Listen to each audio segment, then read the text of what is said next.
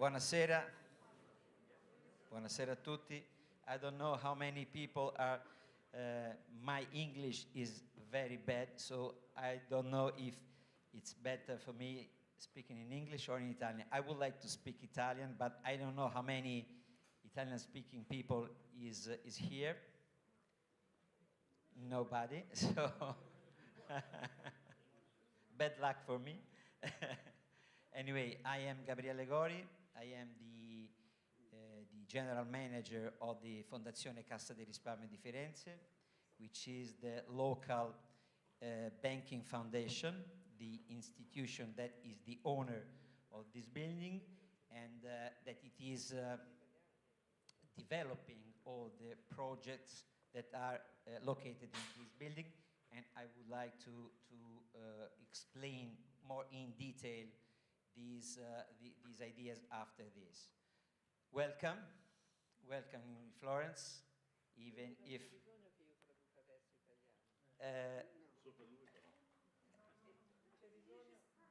C'è bisogno che io traduca verso italiano per Perfection is something different.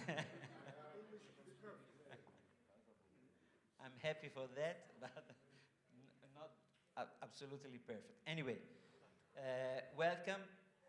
It's incredibly hot temperature. We are not able to manage that. Sorry for that. Sorry for this. I think that the best thing is that Professor Bellandi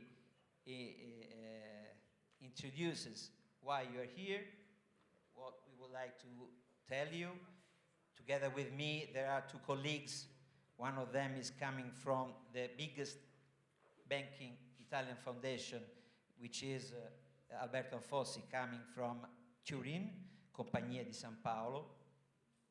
The second one is Roberto Saro, coming from Padova, which is the fourth in terms of dimension Italian banking foundation. We are the fifth, and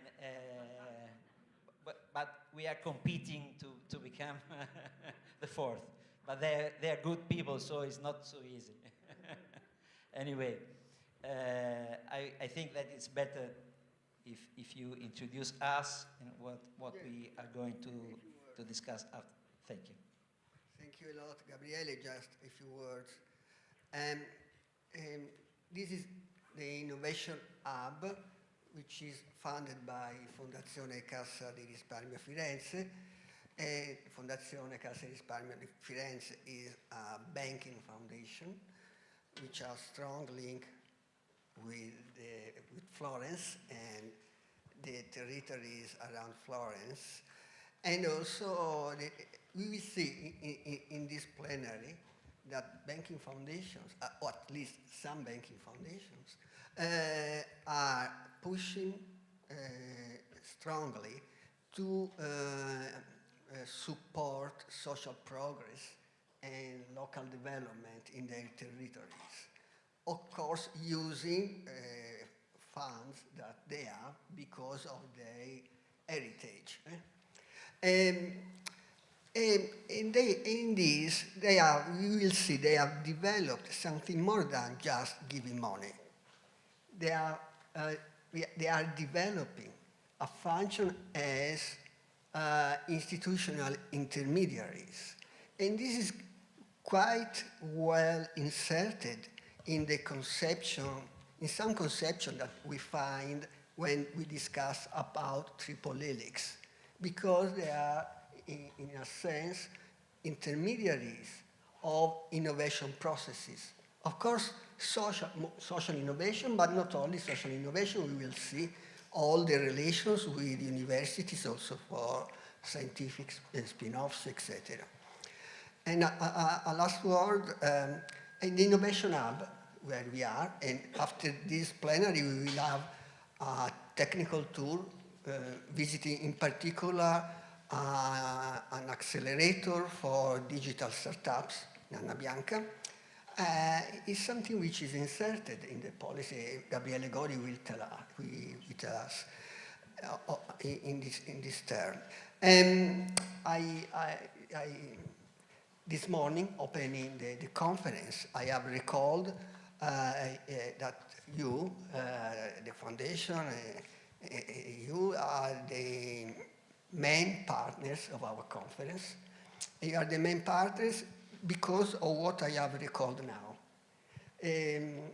So I thank you and the foundation for your support, which is not just a support, but is also, we see now, exchange of ideas in a perspective of progress, social progress and development. And now I leave the floor to Professor Mario Calderini, who will coordinate this session. Professor Mario Calderini has already attended to one of our semi-plenaries. Mario is professor of management and innovation at the Polytechnic University of Milan.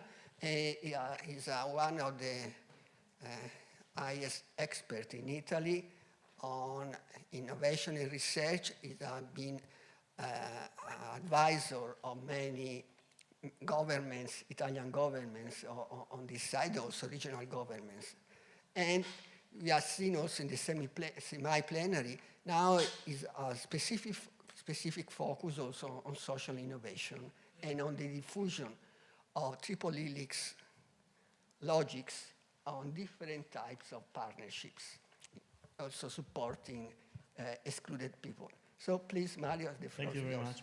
And welcome again. We just left our very interesting semi-plenary session on a massive review of triple helix literature and conceptualization. I'll say a few words in English to speed things up, and then I'll switch to Italian. So just to make a bridge between what we discussed in our previous session and this very interesting session. And well, there is something that I think is useful to spark the discussion today, and is that I perceived that Professor Etzkowitz, one of the founders of the triple helix idea, was not very happy about adding a fourth helix, and certainly not even less if the fourth helix is the civil society. I thought he was quite explicit. And of course, it's a well-grounded thinking, and I don't think I entirely agree, but it was a very profound point. And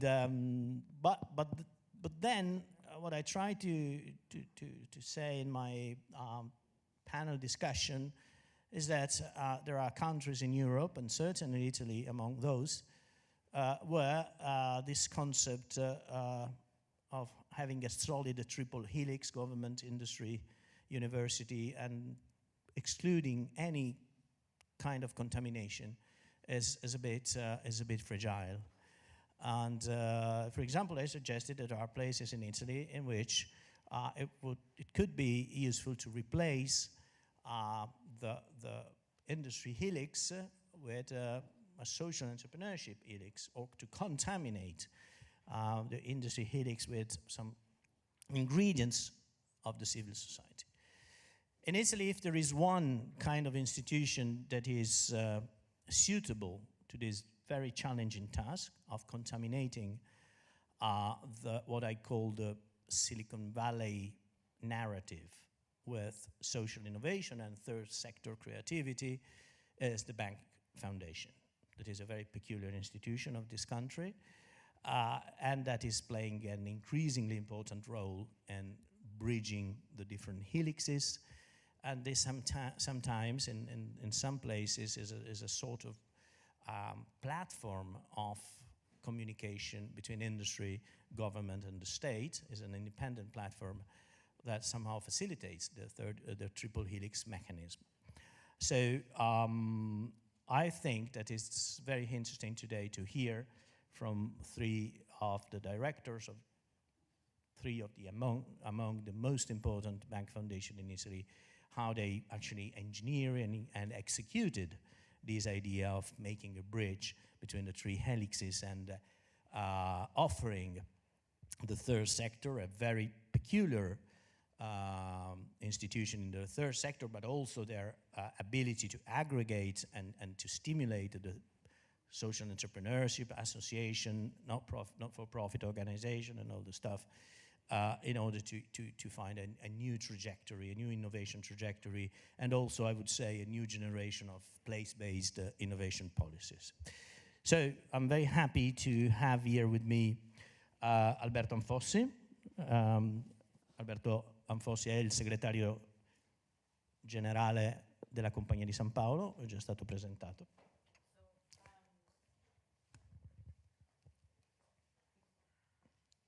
Mr. Anfossi is the Secretary General of the San Paolo Foundation. E la Compagnia di San Paolo è una delle fondazioni che in Italia ha sperimentato per prima il supporto di una fondazione bancaria all'ecosistema di innovazione, di tecnologia locale.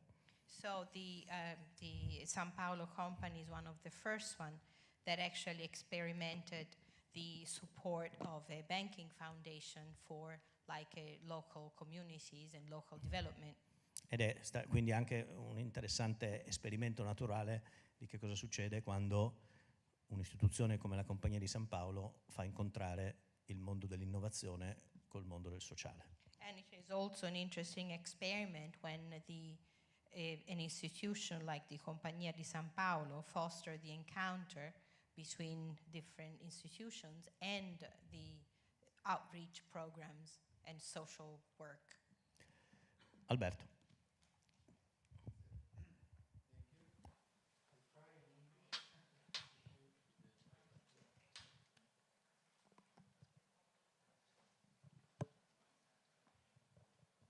Try this? Okay.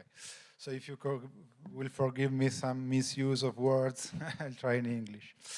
So we thought that my first intervention would be devoted to introduce you what is a banking originated foundation and what's its role, and then maybe my colleagues will provide you more examples, concrete examples.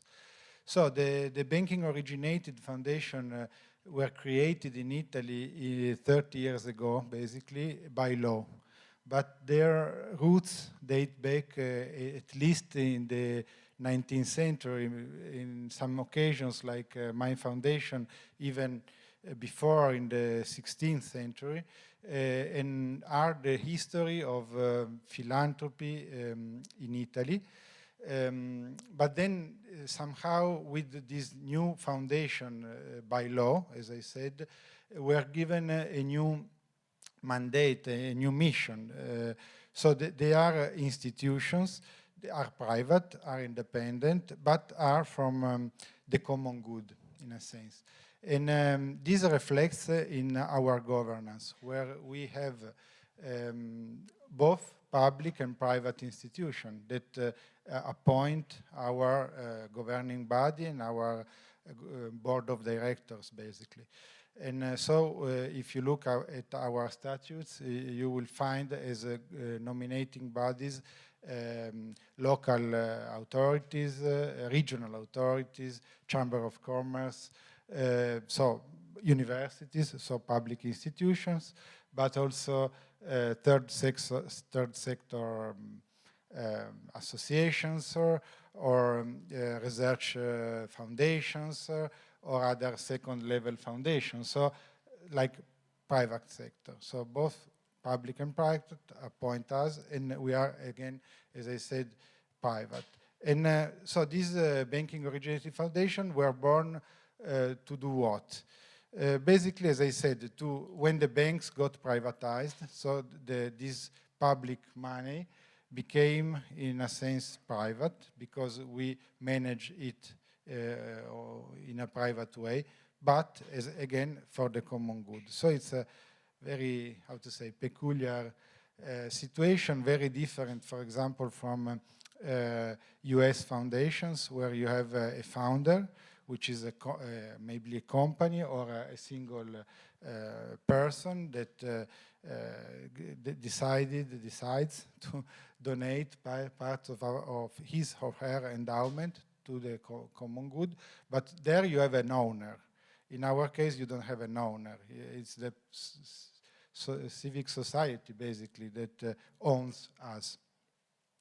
So this is our DNA, but each of us, we are like 80, 90 foundations in Italy, tries to do its best in its local territory to how to say, to do what I said about common good in the local environment. And our history, our roots, turns out to be very useful in that, because we have in our DNA the knowledge of the local environment. To start to talk about what we are, I would prefer to talk about what we are not. So we are not, first of all, we are not linked to the bank. We are not an instrumental body of the bank. We are not owned by the bank, the other way around. And in many situations in Italy, the link with the original bank is very weak, even vanishing. In other situations like ours, but also yours, there is still a link, but as I said, is a minority of our endowment which is invested in the bank and represents a minority of the shares of the bank. So, you know, it's a shareholder in company, but that's it. So we are not part of the strategy of the bank. And then we are not a passive bureaucratic entity that receives people that seeks grant seekers, basically, and kind of process and then provides money. And last, we are not, how to say, self-centered body that has its own strategies and maybe chooses one or two sectors, you know, to have impact. For example, if you look at Anglo-Saxon foundations and again US foundation, you find foundations that maybe are just in arts or just in healthcare. We are broad. We do our activity in so many fields ranging from social issues, social housing, social innovation, but also arts and culture, restoration, environment, health, research, innovation, and so on. So what we are, I think that the best way to explain what we are is to say that, for example, at Compagnia di San Paolo, in one typical year, we appoint like 50 people in many boards. We decide like 15 to 20 investments, and we grant 1,000 projects. So 95% of our work is granting projects and doing philanthropy. 5% is appointing, managing power, let's say. And we try to do this, so selecting projects and fostering also projects and providing the money to projects in an innovative way, I would say. Often, I would say, we receive projects, but then we try to develop the project, to improve it, to make it, for example, more sustainable, to open, if it is a public body that comes to us, to open it to the private sector.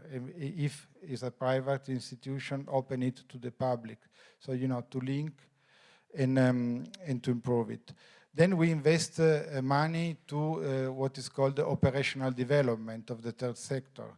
So, you know, to not just to fund projects, but fund processes and to strengthen the third sector and also the public sector, of course, as far as we can. And then we carry out own projects, as the one we are here, and probably Roberto and Gabriele will provide more examples on that. But I would synthesize all of that saying that when you come into contact with a banking originated foundation here in Italy, you find for sure grant money, but also investments, so money that you can invest in equity or in funds. You find people that are skilled in what they do, and they can help the process and the project to develop. And then we can also help to dialogue with, as I said, the private sector and the public sector. So this is what is called the convening power of foundations. And if we focus now on the topic of today, so innovation and local development, both from the point of view of the economic development and of the social development, I think that what I tried to explain you, the way our modus operandi, I would say, is what we do to foster, to enhance this innovation and local development. And then I would add one final element, the ability of foundation to take risks and so to experiment. Why? Because we are private and we can take more risk than the public. We can decide that to fund something, even if it is very, very low, the probability of success, just to experiment it, to learn something from the experiment. We indeed evaluate.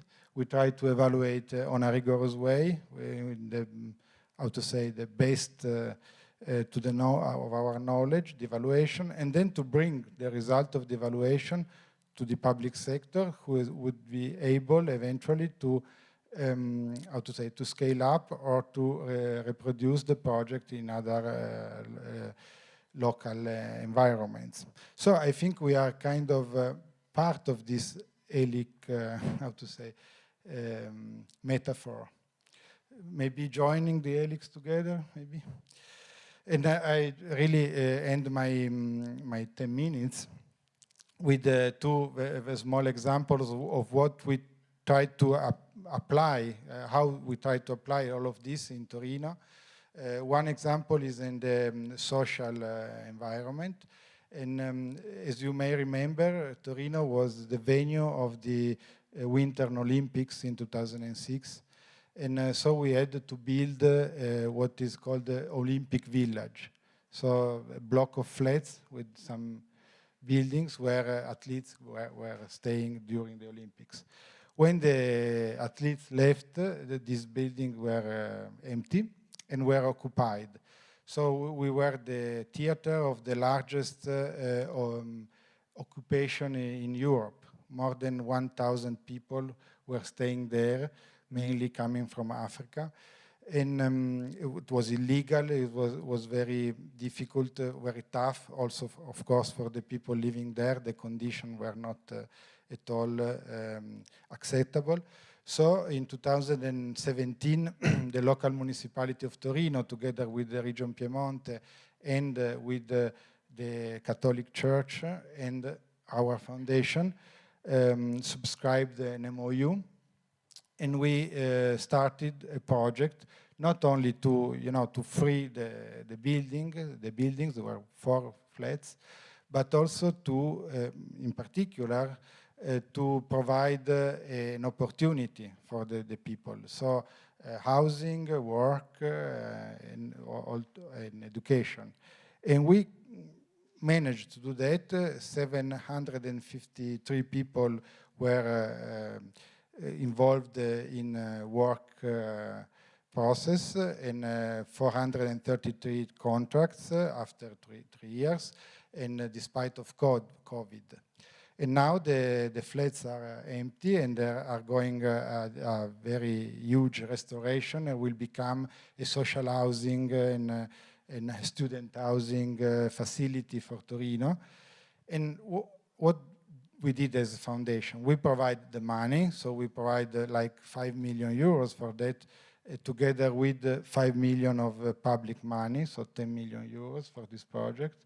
But we also provided equity in the fund that is restoring the flats, and we provide our people, because there was a project management team with our people from the local municipality, and so on. So I think this could be an example of type of Helix, you will tell. And the second example is about scientific and technology innovation. We as Compagnia have a multi-annual agreement with 5 universities in Italy, in Piemonte, but also Naples, Genova. And every 3 years we renew this kind of agreement, and we agree together what kind of project we support. During the last, in 2018, the last renewal, we kind of fought to introduce in these agreements the concept of proof of concept.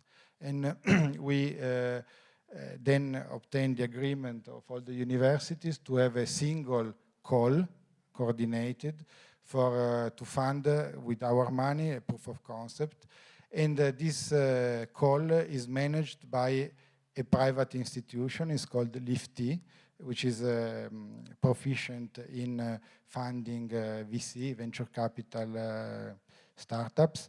And so they are very good in evaluating projects. So you have, universities with their professors then apply to a call which is managed by a private institution, by the way, funded by us, with our money, but all the IP and all the exploitation belongs to the university. We don't get any, don't gain any right of first investment of whatever, and even this liftee doesn't just have the look to the project. And now we are at the second round of this 3 years agreement, and all the universities are accepted to put this proof of concept again in the agreement.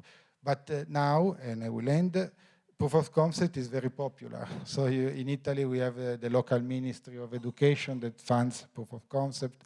We are our local, the National Development Bank, CDP, Cassa Depositi e Prestiti, that funds proof of concept. So we were very fast in changing the call through follow-up investments and to make our territory more, how to say, ready to the European Innovation Council opportunities.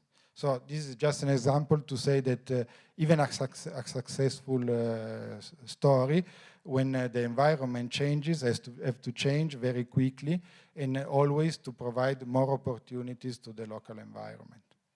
Thanks. Thank you, Alberto.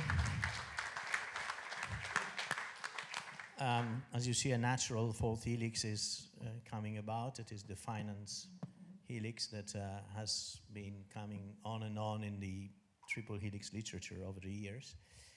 And I think one interesting point in Marcelo's speech in the plenary, for the ones of you who were in the plenary, in the semi-plenary, was that, let's say, sometimes the triple helix concept fell short in the implementation phase. And it's not a manual, not a toolkit. And so people are sometimes anxious to have good example. I think that a good example, and I would ask Roberto Saro, that is the Secretary General of the Fondazione Cassa di Risparmio di Padova e Rovigo, to tell us about Open Factory. That is a very interesting platform that somehow makes the triple helix concept come true in the digital world, at least. Grazie.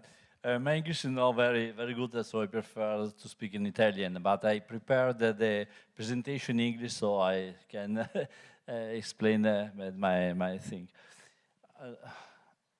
Allora, la nostra fondazione è situata nel Veneto, vicino a Venezia, 1.200.000 abitanti che insistono nelle due province di Padova e Rovigo.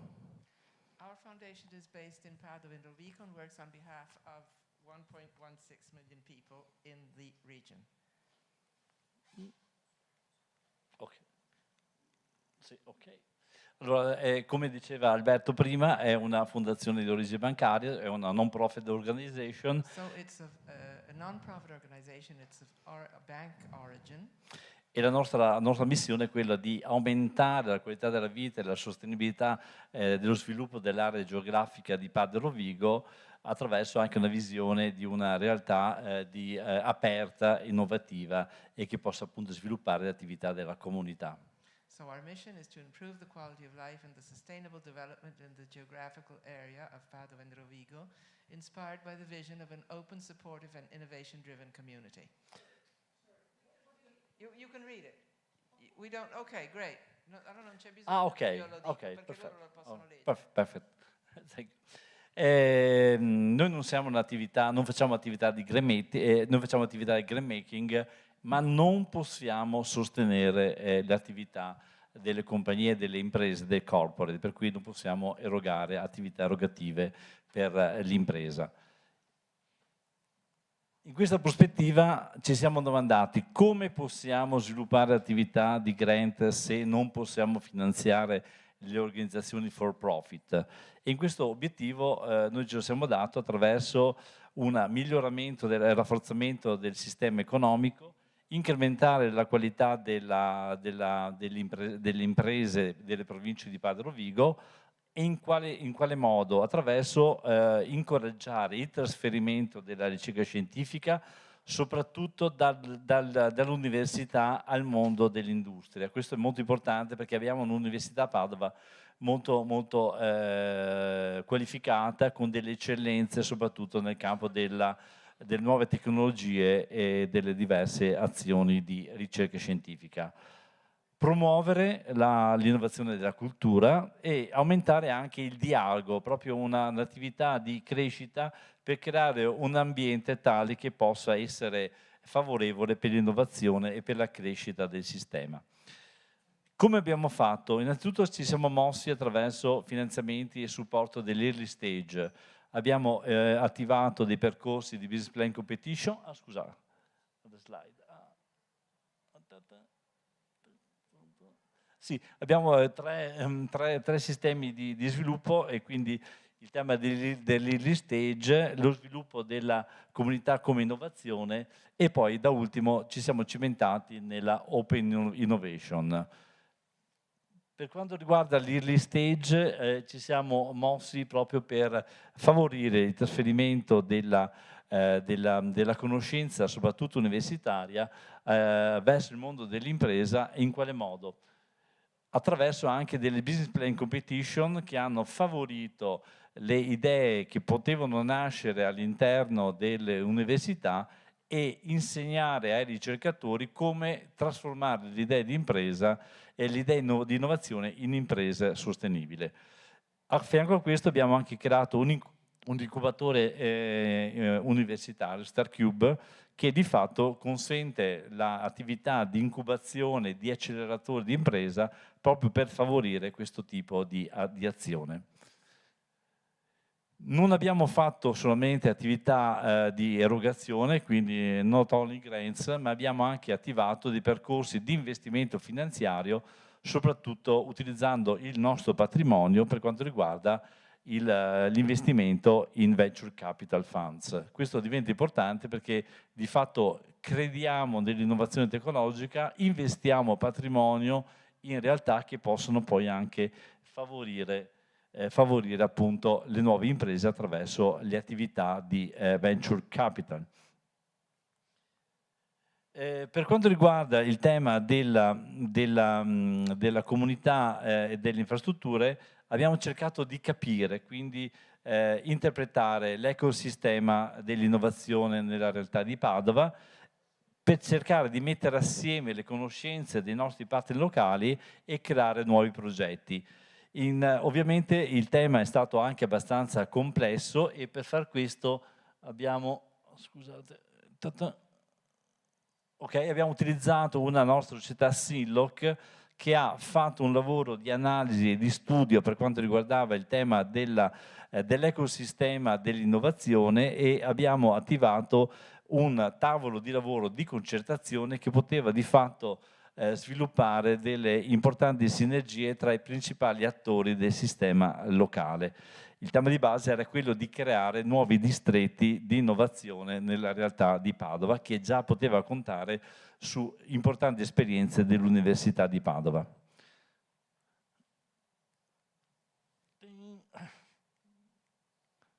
We can change the battery of the...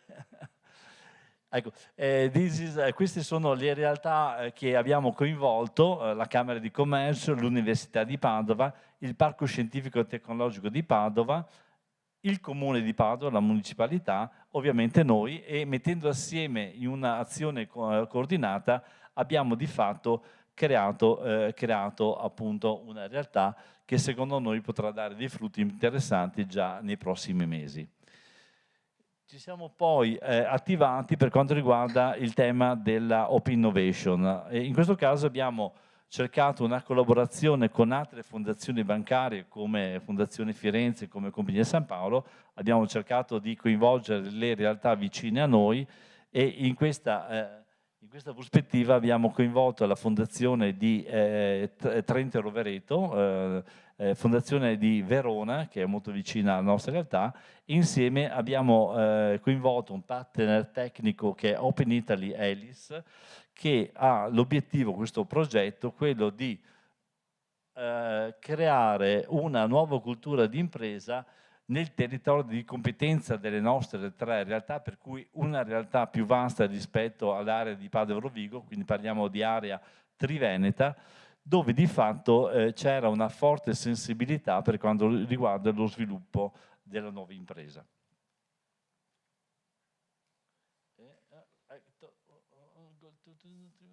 Okay. Il tema era quello di aumentare e sviluppare la capacità delle start-up che potevano avere idee innovative, una creatività interessante, grazie appunto al supporto delle fondazioni bancarie che hanno aderito a questo progetto. Il modello dell'innovation è quello di, appunto, di creare una collaborazione fra queste realtà per favorire il trasferimento della conoscenza attraverso anche la messa in rete di altre realtà che fossero al di là delle start-up, quindi metterle in contatto con altre aziende, con other companies, con altre attività accademiche per aiutare a generare nuove idee.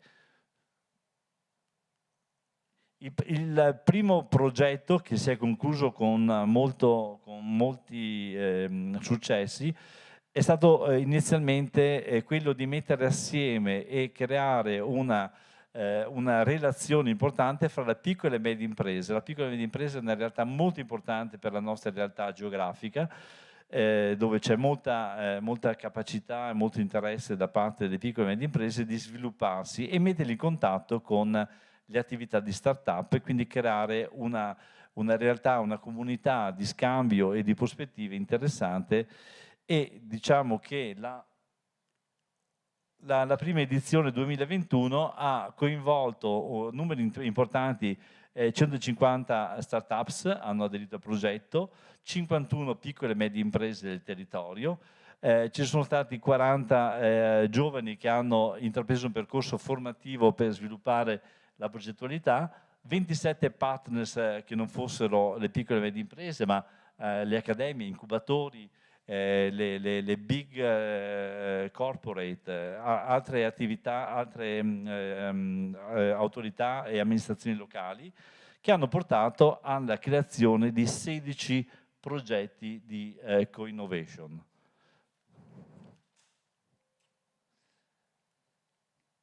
Il successo della prima edizione ha anche portato a un nuovo progetto che sarà del corrente esercizio, e in questa prospettiva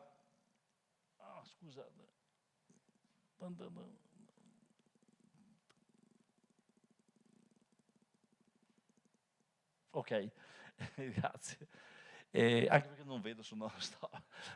Ecco, il successo per l'edizione ha dato anche la possibilità di estendere l'iniziativa anche al terzo settore, alle organizzazioni non profit che possono avere delle interessanti idee di innovazione sociale e perché no anche imprenditoriale. Voi sapete che c'è la possibilità di creare delle imprese sociali che possono essere forti contributori per lo sviluppo della società civile e creare anche delle economie importanti. Questo sempre attraverso una relazione fra il terzo settore e la piccola e media impresa. Okay, sono mescolate.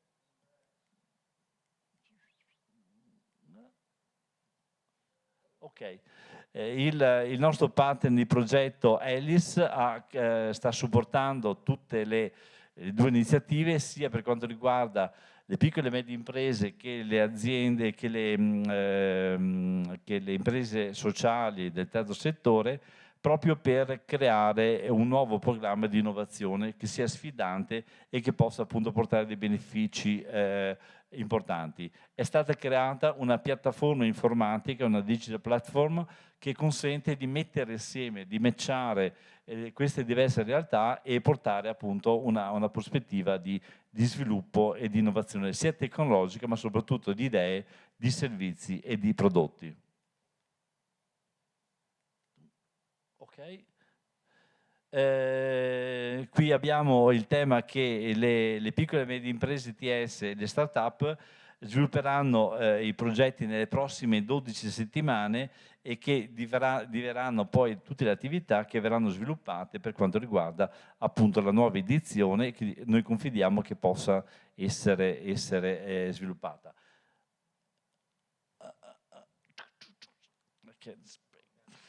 Ecco qui. Ecco, c'è l'ultima, è interessante, è importante per noi che questo tipo di programma, questa Foundation Open Factory, di fatto consenta anche opportunità di formazione per quanto riguarda l'innovazione e la gestione dei progetti, e in questo programma è previsto appunto il coinvolgimento di 40 giovani che potranno essere appunto formati attraverso questa iniziativa e che daranno la possibilità di sviluppare il capitale umano necessario per sviluppare questo tipo di attività. Al termine di questo programma di sessione, evidentemente questi giovani, questi tutor dovranno di fatto essere coinvolti nei progetti di co-innovazione e quindi di fatto aumentare la capacità di sviluppo. Ok, conclusivamente volevo ricordare due o tre affermazioni. Le fondazioni non sono solamente attività di erogatori di risorse.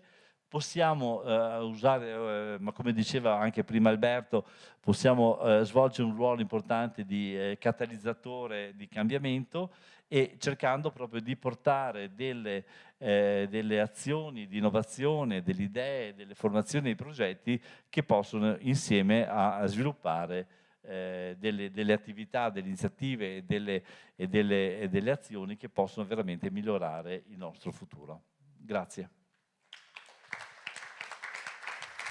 Thank you, Roberto. And talking about highly qualified people, you may wonder where competencies come from and how is competence building linked to the innovation effort that all these bank foundations are supporting. And the story, what's going on in this very place, that probably you have the opportunity to visit in the next few minutes, is very much about having a full pipeline from competencies in the digital realm, especially, to innovation and startups. And Gabriele Gori is the Secretary General, the Director of Fondazione Cassa di Risparmio di Firenze, is the right person to tell us about this. Gabriele. So, probably you have understood that a banking foundation is a very strange animal. I don't know if in your countries exist an institution like this. Probably not. But we are happy because I believe that in our country, with different levels of relationship between university and public entities, there is the need of a strange animal like we are. Because we try always, I believe that not only grant making that we continue to do, because this is not the part of our history, and I think that we must continue our history, but with different ideas and in different ways. Anyway, I believe that probably you're understanding that an institution like ours is an institution that studies a lot, and for this works with universities. I say studies a lot because we have the duty of trying to understand where is the innovation and how can we bring this innovation in our territories. And so we have to select what is applicable, what is good for our territories, and what is not good because it is too hard, it is too far, it is too complex. And selecting this, we have to follow also the way how we manage these ideas, and all of us has different ways of implementing these ideas. This building is an example of how Fondazione is working, is trying to build up an ecosystem in innovation and in startups. Florence is a very conservative town. We have not, unfortunately, the SMEs that are located in Turin and in Padua, in Veneto. We have very, very small companies, and we have huge large corporates. And we have to try, some years ago, we tried to understand how can we bring how can we develop an ecosystem, considering that there was an experience based and born in University Village, which is quite far from the center of the town, but it is a technological park. And we said we have to study how it works in foreign countries, in foreign towns. So we studied, and we tried to do this in a Florence way. This was a Medici building. This was one of maybe the last building that was built from the Medici family. It was a grain warehouse 4 centuries ago. And it was, I don't know how to translate caserma. Police force Yeah. headquarters. It was an army building, and it was empty. It has been empty for a long period, many years. And we said that if we want to do something in a Florence way, we have to try to build an idea which is not Florence one, because innovation ecosystem is spread all over in every town and modern town. There is an ecosystem, and we have to do it in the Florence way. So we bought this building. We completely restored. It took 3 years. There was also the pandemic delay. So it took 3-4 years to completely restore that. And now we host an accelerator, which is specialized in digital marketing, because it's true that we have to be generalist and banking foundation often are generalist institution, but we know that we have to be also specialist. So we decided that the only field where we had something different in Florence was digital marketing, because there was a team of people who were well known, at least in Italy. I don't know if they are well known or abroad, but they are well known in Italy, and we decided to make a project with them. So the Florence Way was to restore and give to the society, to the town, to the people, to the civil people, a fantastic building like this is. You will see, if you want, a few minutes later. Working with, signing a long-term partnership with these people. Their company is called Nana Bianca. And then we said, how can we implement and how can we develop and boost this capability? In September, we will open a coding school, an international coding school, which probably, I hope you know, is based on an international way, which is École 42, the Paris one. They have 40 schools all over the world. And so we think that we are creating with the university and with public authorities an ecosystem, starting from the school, from the formazione, non mi ricordo mai. Education, yeah, professional education. In 3 years, we will build people, coding people young, but not only young, that will come out the school, and they will be able, we hope, we are working for that, to be new startuppers. So on one side, educational program, on the other side, the startups facilitating, acceleration program, and we are working with, as you mentioned before, with Cassa Depositi e Prestiti for building up a venture capital fund, which will work only in Tuscany. So working for building up an ecosystem, working with the university, and working for the common goal. I think that this is why I said that we are strange animal, strange institution. In Italy, there is no one like us. We have funds, own funds. We work as private people. We decide by, all of us decide not influenced by politics.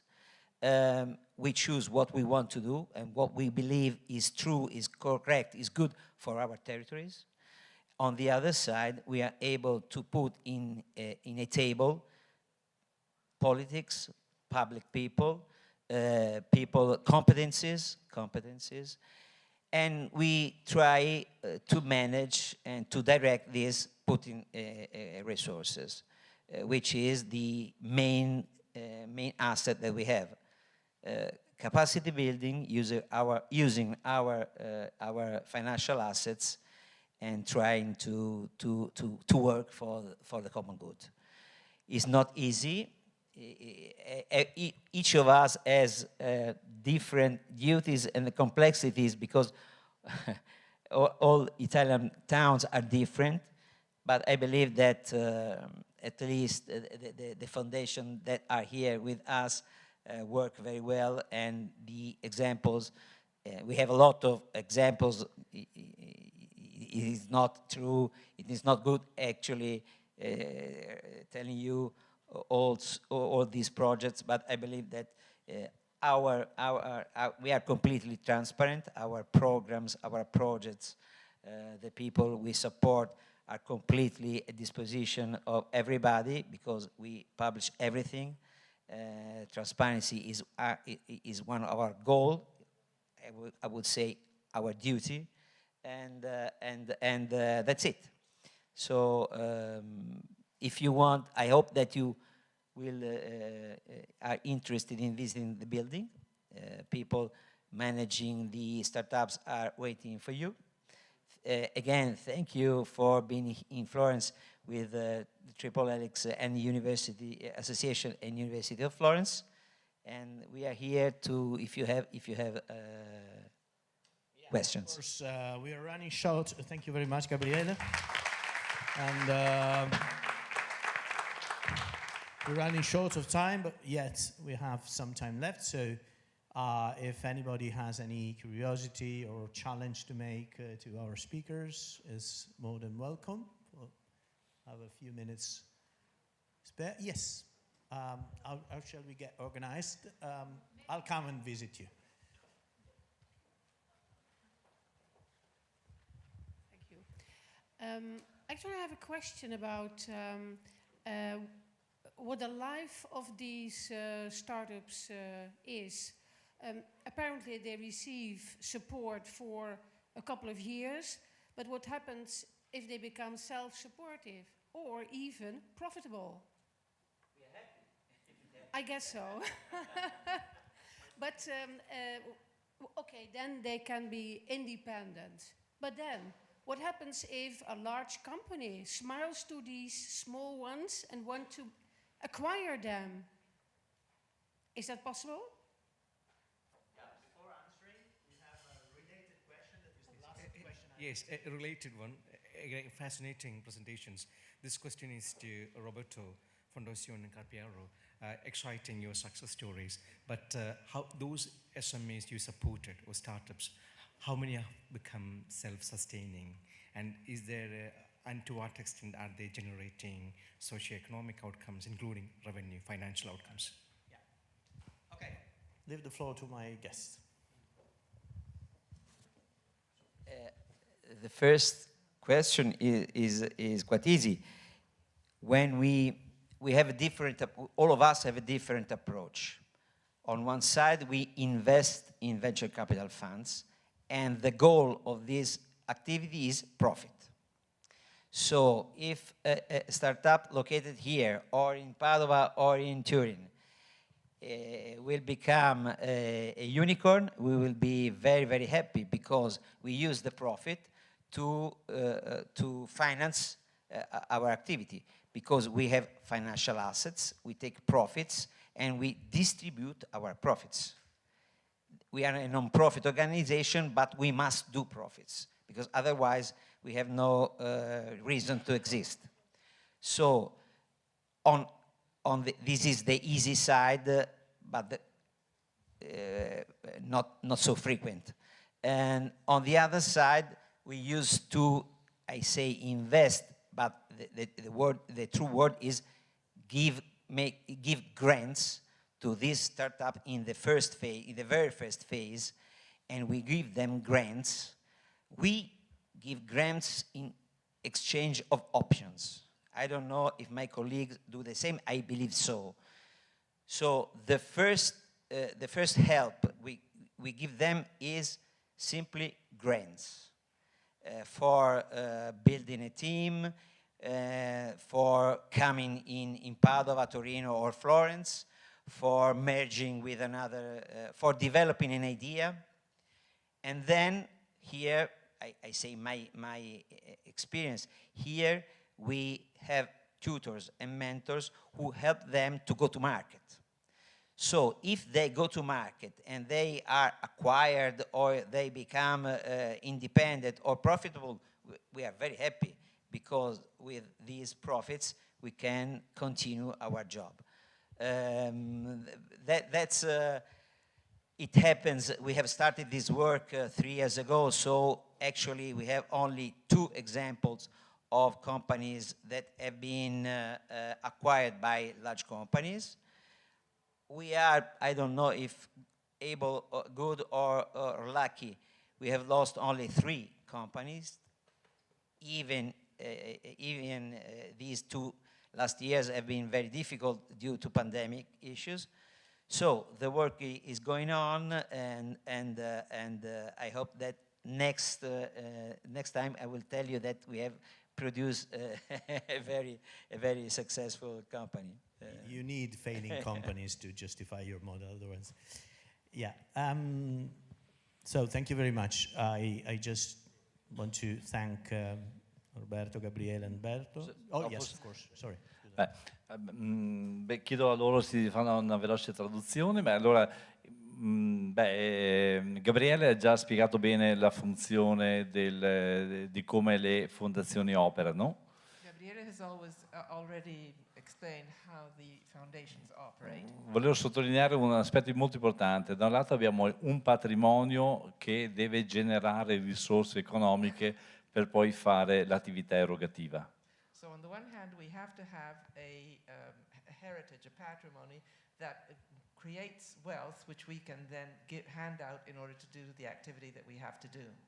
Nell'ambito del venture capital noi stiamo usando patrimonio e, come diceva Gabriele, il venture capital deve essere un investimento produttivo di cui dobbiamo avere dei ritorni economici anche importanti. So we have this wealth which we need, and as was said before, it has to work properly because it's a venture capital and it generates the profits which will then be used by us to do the things that we need to do. I progetti che noi stiamo finanziando, come la Foundation Open Factory, invece ha un'attività, come diceva Gabriele, di tipo erogativo. So what we are managing with FOH, which is the Foundation Factory, instead it gives grants, it erogates money, grants. Yes. E in questa prospettiva evidentemente noi diamo un supporto affinché l'ecosistema dell'innovazione, l'ecosistema economico si possa sviluppare. And so we give support so that the ecosystem, the economic ecosystem, can develop. E senza che questo possa necessariamente portare a un ritorno economico per la fondazione che non investe in queste realtà. Without this necessarily bringing to an economic return to the foundation, which is not investing in this type of realities. Un esempio molto veloce, noi nell'ambito del Foundation Open Factory abbiamo finanziato una smart road. One example, very quickly, within the Foundation Factory, we financed an open road. E questa smart road sarà una strada, un percorso che da Longarone arriverà a Cortina d'Ampezzo in occasione delle prossime Olimpiadi invernali. And it is a path, a journey, which will take from Longarone to Cortina d'Ampezzo for the coming Olympic Winter Games. Dove nella sede stradale ci sono dei pali che diventeranno connessione con gli automobilisti che arriveranno a Cortina. So along the road there are some poles which will become connecting poles for the people who drive cars and drive up to Cortina. E lì ci saranno informazioni di tipo turistico, di tipo meteorologico, di tipo situazione del traffico, tutta una serie di informazioni che diventerà un processo molto interattivo fra l'automobilista e la realtà del territorio. So they'll be giving information on situation of the traffic, on various tourist informations, useful information on the territory, and this will create an interaction between the people who are driving up and what is actually going on. Il progetto nasce con il nostro progetto Foundation Open Factory, ma di questo non avremo nessun ritorno economico perché non abbiamo investito nella realtà industriale.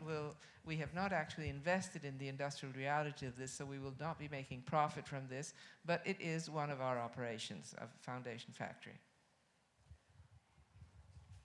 Thank you. Thank you very much. And so, again, I thank my guests, Roberto, Alberto, Gabriele. And to conclude, and again to close the circle with our previous very stimulating presentations at the university. Long story short, innovation policy in Italy is a tale of two stories. On the one side, you have an extraordinary third sector organization, incredible innovative capabilities in solving local, small problems, and never able to scale up on the one side.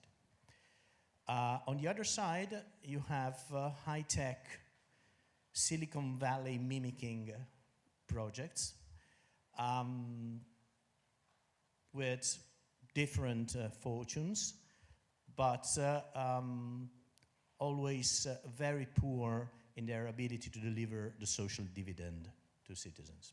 Our projects that have been marketed as local development projects and that were to the benefit of universities mainly. So the point here is